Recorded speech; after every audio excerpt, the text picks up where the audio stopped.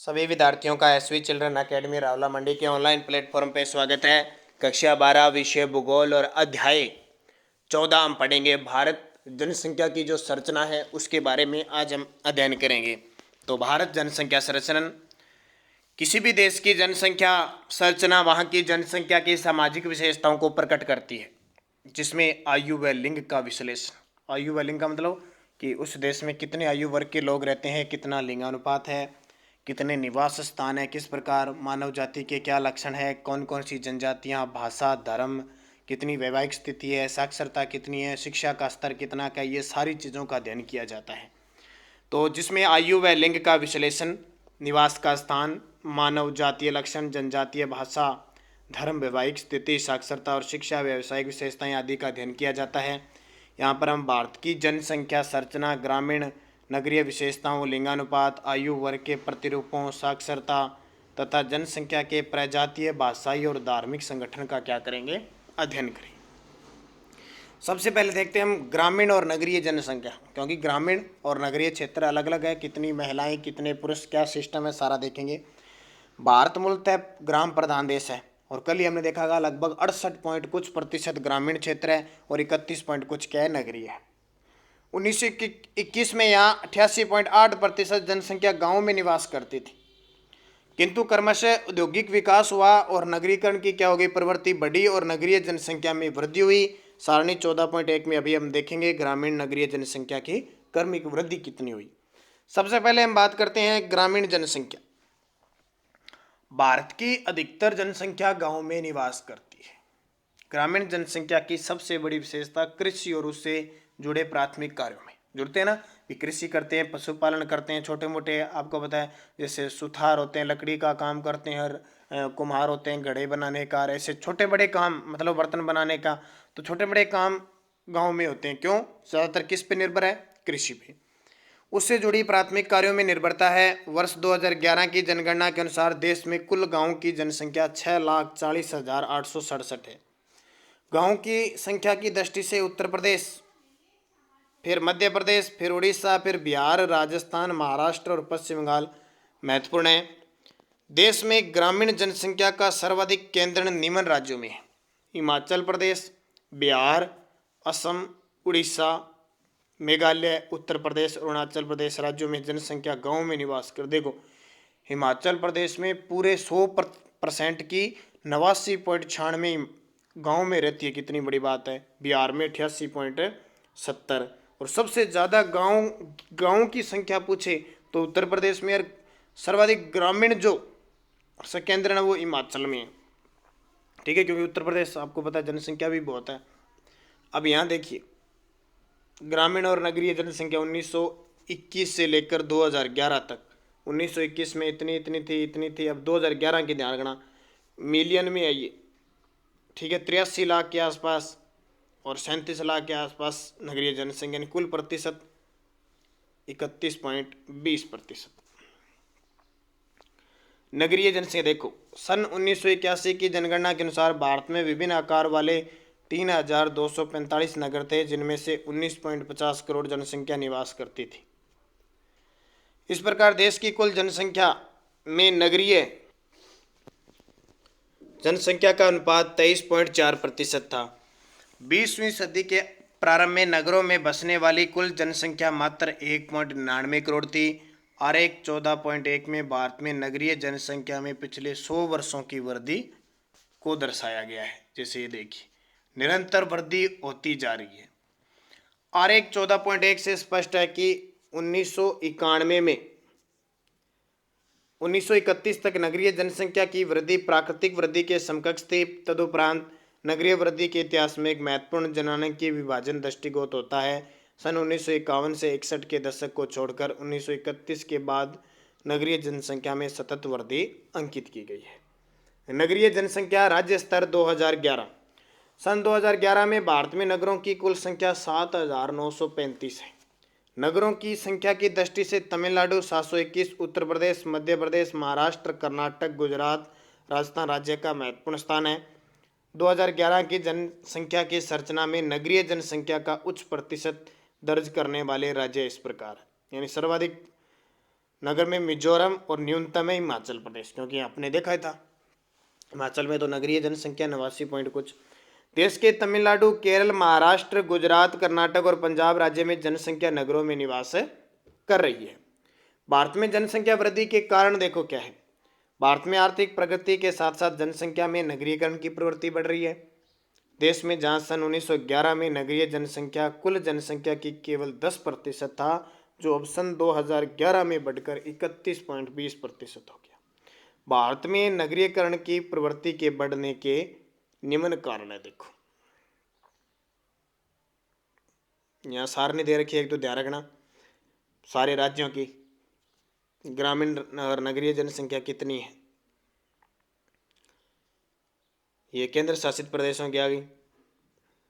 यहाँ देखिए नगरीकरण दे रखा है 20 से कम, 20 से 30%, 30 से 40, 40 से 50, 50 से अधिक। ये देखिए अब देखो नगर में जनसंख्या बढ़ने के कारण नंबर 1 देखो ग्रामीण क्षेत्रों में रोजगार का अभाव है, तो लोग नगरों की तरफ जाते हैं। देखो नगरों में गांवों की अपेक्षा अधिक सुविधाएं हैं। एक तो नगरीय आकर्षण है, शिक्षा का प्रसार, क्योंकि बड़े बड़े स्कूल कॉलेज सब कहाँ पे है, नगरों में। औद्योगिकरण, उद्योग धंधे भी कहाँ पे हैं, लोग उद्योग धंधों में काम करने के लिए जाते हैं। परिवहन व संचार के खूब साधन हैं। कृषि में इतना लाभ हो नहीं पाता और लघु व कुटीर उद्योगों की समाप्ति हो चुकी है। मशीनें वगैरह आ गई है तो सारा काम औद्योगिक क्षेत्र में होता है। इसलिए इन कारणों से ग्रामीण क्षेत्र की जनसंख्या नगरों की ओर स्थानांतरित हुई है। नगरों के बढ़ते आकार के कारण नगरीय पर्यावरण, लिंगानुपात, नगरीय समस्याओं, सामुदायिक सुविधाओं पर विपरीत प्रभाव दिखाई दे रहा है। लिंगानुपात जानते हो, स्त्री और पुरुष का जो अनुपात होता है। जनसंख्या में स्त्री पुरुष की संख्या के अनुपात को लिंगानुपात कहते हैं। स्त्री पुरुष के अनुपात को लिंगानुपात कहते हैं। इसमें प्रति 1000 पुरुषों पर स्त्रियों की संख्या गणना की जाती है। प्रति 1000 पर स्त्रियां कितनी है, ज्यादा है कम है, वो लिंगानुपात है। अर्थव्यवस्था और समाज के विकास में स्त्री पुरुष अनुपात का एक महत्वपूर्ण कारक है। लिंगानुपात ज्ञात करने का सूत्र देखो, कुल स्त्रियों की संख्या बटे कुल पुरुषों की संख्या। क्योंकि देखो में से 1000 में से है तो नीचे आएगा हमेशा पुरुष। कहीं सूत्र आ जाए पेपर में तो उल्टा मत कर देना। कुल स्त्रियों की संख्या बटे कुल पुरुषों की संख्या इंटू 1000। अब बात करें भारत में लिंगानुपात, तो भारत में सन 1901 में 972 था 1000 के पीछे, 1931 में 950 था, 1981 में 934 लिंगानुपात था, 1991 में यह न्यूनतम हो गया 927। और भारत में प्रति 1000 पुरुषों पर स्त्रियों की संख्या कम होती गई। भारत में प्राय सभी विकसित देशों की तुलना में स्त्रियों की संख्या कम है। इसका प्रमुख कारण बालिकाओं की अपेक्षा बालिकाओं को प्राथमिकता देना, बाल विवाह, स्त्रियों के निम्न सामाजिक स्तर और सामाजिक कार्यों में पुरुषों की प्रधानता आदि प्रमुख कारण स्त्रियों की संख्या में कमी के लिए विशेष उत्तरदायी समझे जाते हैं। और उसी तभी तो आपको पता है प्रधानमंत्री नरेंद्र मोदी ने 22 जनवरी 2015 को पानीपत हरियाणा में बेटी बचाओ बेटी पढ़ाओ बनाया। तो अब आगे आंकड़े देखो किस प्रकार आएंगे, पता है ना। सबसे कम लिंगानुपात हरियाणा का है, इसलिए हरियाणा से शुरू की। अब यहाँ आंकड़ा दे रखा है देखो 1901 में 972, 1911 में 964, 1921 में 955, 1931 में 950, 1941 में 945, 1951 में 946, फिर 1961 में 941 और 1971 में 930, 1981 में 934, फिर 927, 933 और अब की बार 940। ये आंकड़ा ठीक है। फिर देखो और एक में भी कह सकते हो, देखो कभी बढ़ा है कभी चढ़ा है, या 972 से स्टार्ट हुआ है। देखो भारत में लिंगानुपात विश्व के औसत से बहुत कम है। विश्व का औसत है 984। वस्तुतः भारत में यौन अनुपात 20वीं सदी के प्रारंभ से नकारात्मक रहा है, यानी लिंगानुपात।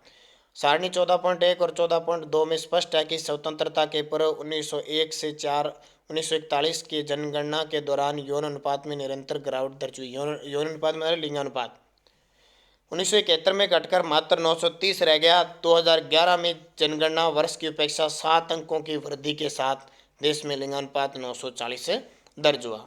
लिंगानुपात का कम होना कई सामाजिक समस्याओं का कारण बनता है। राज्य स्तर पर लिंगानुपात 2011 के अनुसार भारत में औसत लिंगानुपात 940 है पूरे देश में। इसके द्वारा एक औसत स्थिति का आंकलन होता है, परंतु एक राज्य से दूसरे राज्य में लिंगानुपात में बहुत विषमताएं देखी है। सन 2011 की जनगणना के अनुसार औसत लिंगानुपात 940 को आधार मानकर राज्यों को दो भागों में व्यक्त किया। राष्ट्रीय औसत से अधिक लिंगानुपात वाले, राष्ट्रीय औसत का मतलब 940 है, इससे ऊपर वाले कितने राज्य हैं?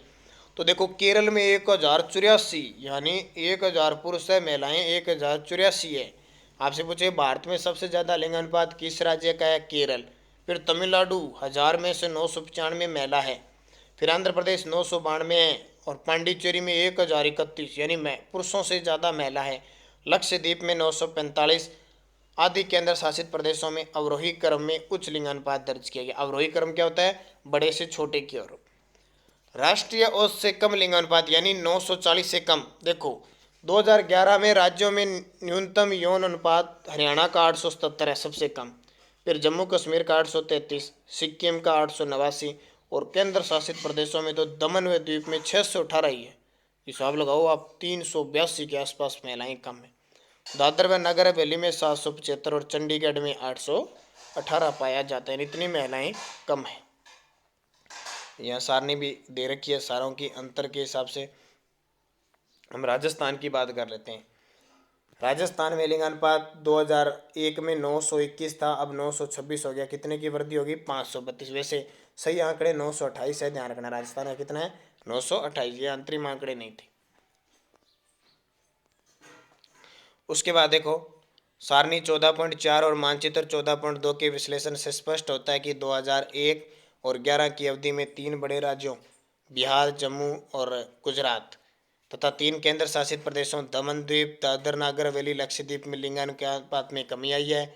सर्वाधिक गिरावट दमन व द्वीप 92 दर्ज हुई है। एक दशक में सर्वाधिक वृद्धि मिजोरम में और सबसे कम वृद्धि उत्तराखंड में हुई है। राष्ट्रीय राजधानी क्षेत्र दिल्ली में लिंगानुपात में भी वृद्धि हुई है। अब देखिए लिंगानुपात कम होने के कारण। बालिकाओं की अपेक्षा बालकों को प्राथमिकता देना। भारत में अनेक सामाजिक, आर्थिक और धार्मिक कारणों से लड़कों को वरीयता दी जा रही है। पुत्र की इच्छा के कारण जन्म से पूर्व ही लिंग जांच करवाकर कन्या भ्रूण की हत्या करवाना प्रमुख कारण रहा, इसलिए तो कन्या भ्रूण हत्या पर रोक है। बाल विवाह के कारण प्रसव काल में मृत्यु।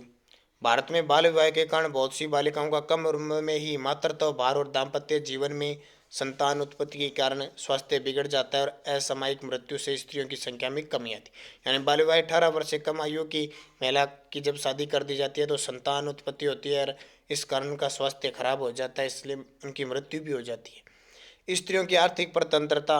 भारत में स्त्रियां आर्थिक दृष्टि से पुरुषों पर निर्भर है। उनको गरीबी में आर्थिक संकटों से जूझना, चिंताग्रस्त रहना और पर्याप्त स्वास्थ्य और चिकित्सा के अभाव में कम अवस्था में मृत्यु हो जाने के कारण स्त्रियों की संख्या घट रही है। हालांकि आजकल तो नहीं है, सारा सिस्टम हो गया, रोजगार भी उपलब्ध किया जा रहा है, हर चीज़ में सुविधा दी जा रही है। बालिका शिक्षा का अभाव। देश में बालिका शिक्षा की कमी के कारण वे आर्थिक रूप से आत्मनिर्भर नहीं है। अपने समय के साथ वे मानसिक, शारीरिक, सामाजिक अन्याय का प्रतिरोध नहीं कर सकती। बढ़ता नगरीकरण। नगरीकरण की प्रवृत्ति से ग्रामीण व नगरीय क्षेत्र दोनों में लिंगानुपात का संतुलन बिगड़ रहा है, लेकिन अब ये सिस्टम नहीं है, धीरे धीरे इसमें सुधार हो रहा है। आगे की जनगणना में आपको पॉजिटिव रिजल्ट मिलेंगे। तो कल हम पढ़ेंगे आयु संरचना।